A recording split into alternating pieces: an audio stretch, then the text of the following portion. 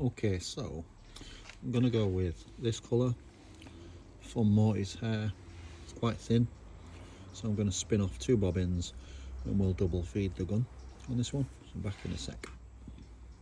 Okay, so we're all threaded up. Brown acrylic, the exact colour I cannot remember. So brownish is all we're gonna get. So we're gonna go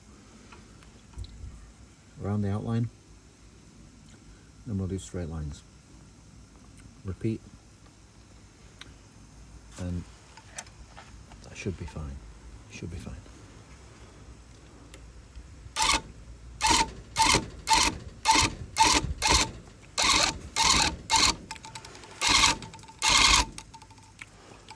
I always find that when I first turn the gun on, I'm a little bit rusty, even if it were like day before.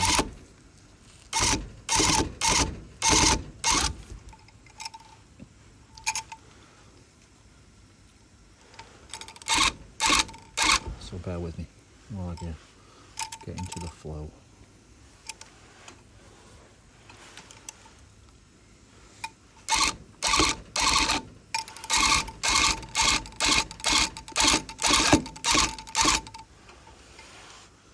A little bit wide there.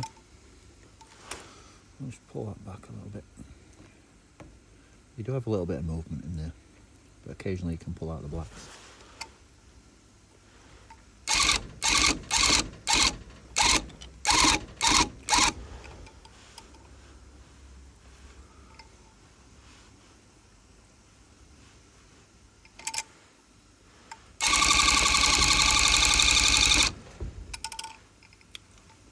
Don't forget to grab that and pull that down.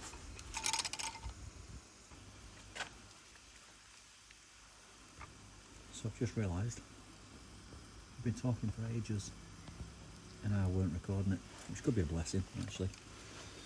I was saying the black looks a little bit sketchier, so I might just rip it out and redo it just to be sure. Always best to pull it out and start again because it's that easy.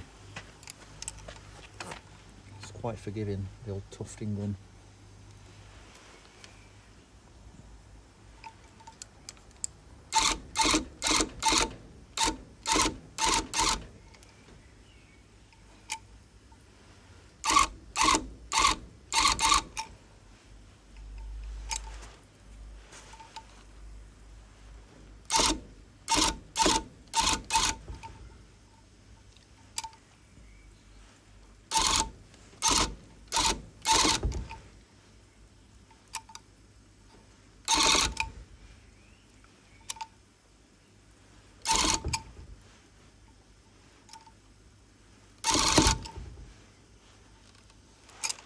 Okay,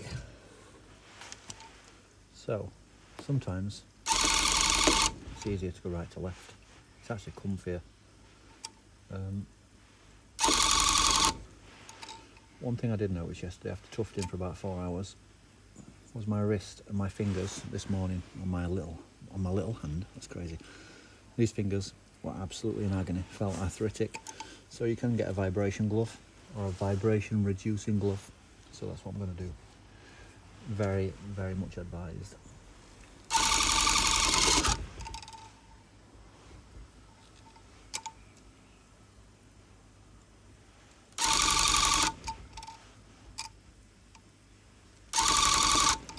So I've got to be careful not to go too far into this zone now from there, because that's started to concave a little bit. Might be a bit too close together. So I'll go through a few threads up.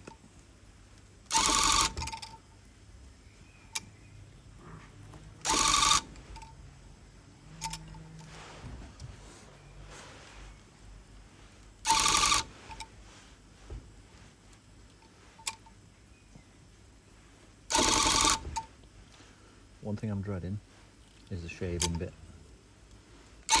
because I did make a bit of a cock up on the wolf.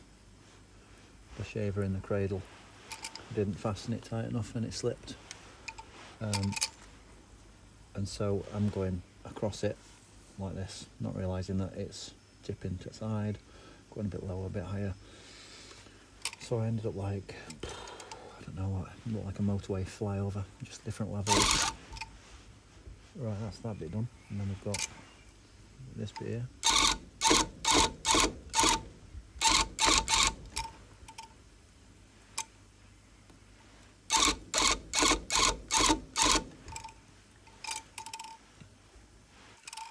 As you're doing this, like infilling in these black, inside the black lines, you're creating this additional boundary.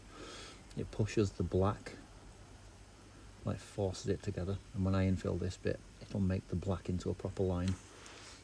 Whereas if you look at minute, you crap yourself because it just looks like a bomb's exploded. So you doubt yourself when you first look at the other side, which is why I tried not to, but it's really important that you do. Keep checking it as you go along.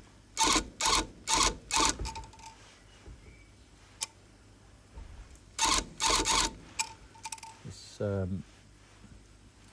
lot like the world of joinery, I guess, where you measure twice and cut once, or not actually, because this is, as I say, it's quite forgiving, and you can just pull shit back out if you put too much in. So yes, scrap that.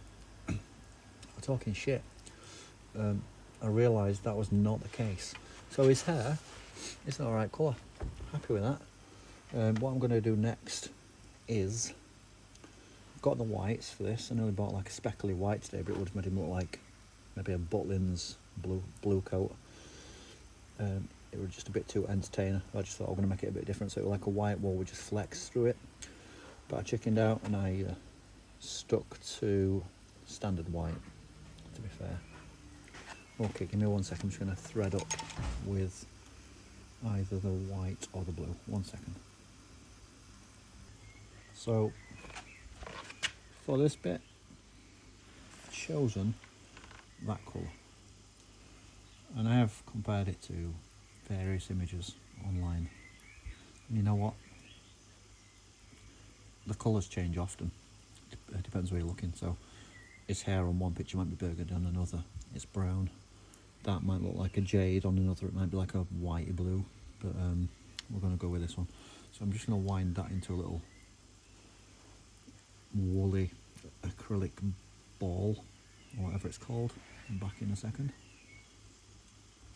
So when I've wound it, it goes into that kind of, you know the score, little ball. I always make sure, I don't know why, could be a bad habit, that I pull from the middle. So when that's pulling out, it's nice and straight and there's no tension. Okay.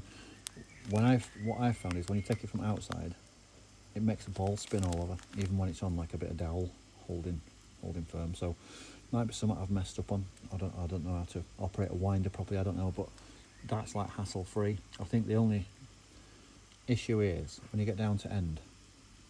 Well, in fact, there is no issue really. It kind of unwinds regardless. It just feels better this way. Anyway, I'm gonna double this up into gum and wind another ball really quickly, and then we'll crack on with this bit. Lovely.